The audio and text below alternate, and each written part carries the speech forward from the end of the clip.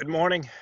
It's Sunday, June 28th, and we're talking about the devotional vengeance on his adversaries based on Deuteronomy 32, verses 40 to 43.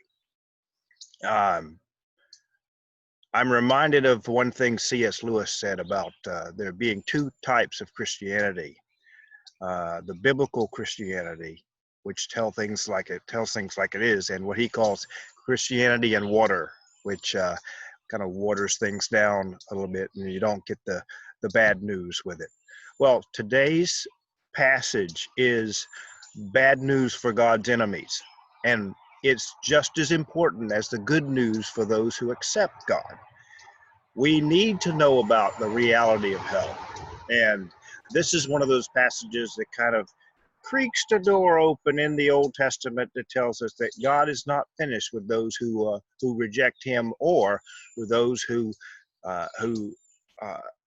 attack or act violently against His nation, Israel.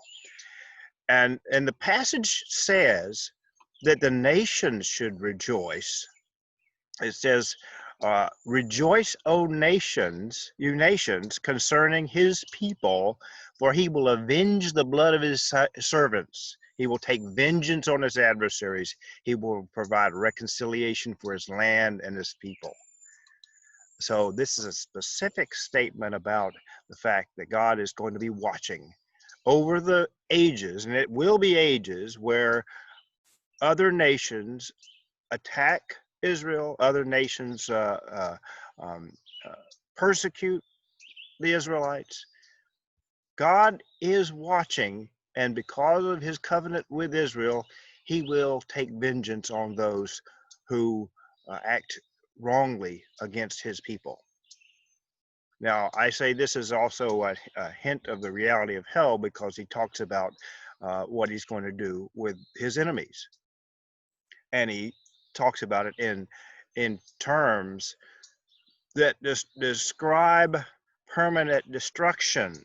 He's going to make his arrows drunk with the blood, with their blood, while his swords devour the meat, and the blood of the slain and captives, and the head of the enemy leaders are going to be prominently displayed. He's talking about physical acts of destruction as a description of how he's going to take vengeance. When we take a look at those statements, and then we compare them with the images we have of hell in the New Testament, we also see fire and bloodshed and swords and destruction as well. And so it makes you wonder why so many theologians are insistent that hell is some kind of spiritual place where people are spiritually tortured for eternity. What God is talking about here is permanent destruction, as opposed to permanent forgiveness through the cross, through God's death on the cross. And so when we think about hell, those are the options. And while that probably doesn't make a good scary movie, that is the reality of what God's like. He had created this world for his purity and his perfection, and that's what he's going to have in eternity. And so if you're against God in this age, you're not going to live to see the other age. You're going to be permanently destroyed. And so the picture we have of hell is that God's justice will happen, and God is watching.